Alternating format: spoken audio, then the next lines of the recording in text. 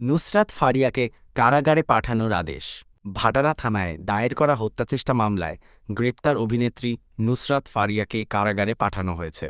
আজ সোমবার ঢাকার চিফ মেট্রোপলিটন ম্যাজিস্ট্রেট সিএমএম আদালত তাকে কারাগারে পাঠানোর আদেশ দেন। ঢাকা মহানগর দায়রা জজ আদালতের প্রধান public prosecutor PP Omar Faruk Faruki এই তথ্য নিশ্চিত করেছেন। পিপি ওমর ফারুক ফারুকী বলেন, ভাটারা থানায় দায়ের করা হত্যাচেষ্টা মামলায় অভিনেত্রী নুসরাত ফারিয়াকে কারাগারে আটক রাখার আবেদন করা হয়। রাষ্ট্রপক্ষে তিনি কারাগারে আটক রাখার আবেদন করেন। উভয় পক্ষের শুনানি নিয়ে আদালত তাঁকে কারাগারে পাঠানোর আদেশ দেন। সকালে নুসরাত ফারিয়াকে আদালতে হাজির করে ঢাকা মহানগর গোয়েন্দা পুলিশ ডিবি।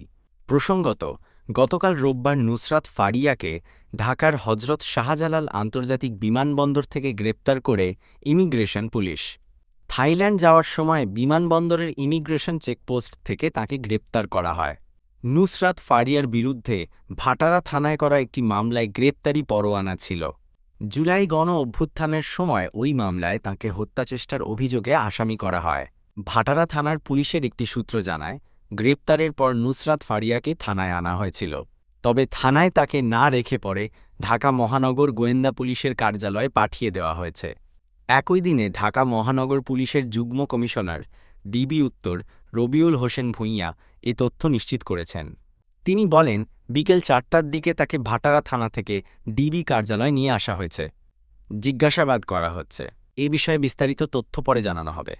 এদিকে জানা গেছে, নুসরাত ফারিয়ার বিরুদ্ধে ২০২৪ সালের বৈষম্য বিরোধী আন্দোলন চলাকালীন রাজধানীর ভাটারা থানায় একটি হত্যাচেষ্টা মামলা রয়েছে। সেই মামলায় গ্রেপ্তারি পরোয়ানা ছিল অভিনেত্রীর বিরুদ্ধে। উক্ত মামলায় তাকে আটক দেখিয়ে বিমানবন্দর থেকে ভাটারা থানায় হস্তান্তর করা হয়। বিষয়টি গণমাধ্যমকে নিশ্চিত করেছেন ডিএমপির অতিরিক্ত police commissioner crime and operations এসএন মো. নজরুল ইসলাম। তিনি জানান, তার বিরুদ্ধে বৈষম্য বিরোধী আন্দোলনের সময়কার মামলা রয়েছে ভাটারা থানায়।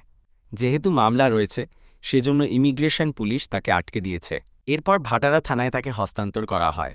নুসরাত ফারিয়া ২০১৫ সালে চলচ্চিত্রে অভিনয় শুরু করেন। এরপর থেকে তিনি বাংলাদেশ ও ভারতের কয়েকটি সিনেমায় কাজ করেছেন। মডেলিং ও সঞ্চালনায়ও সক্রিয় তিনি। এছাড়াও নুসরাত ফারিয়াকে সবশেষ জিন ৩ সিনেমায় দেখা গেছে। গেল ঈদে মুক্তি পায় সিনেমাটি। এতে তার বিপরীতে ছিলেন আব্দুন নূর সজল। ছবিটি পরিচালনা করেন কামরুজ্জামান রোমান। প্রিয় দর্শক, আমাদের ভিডিওটি ভালো লাগলে কমেন্ট ও শেয়ার করে দিন। বিনোদন ডেস্ক, রঙ্গবাণী, ঢাকা।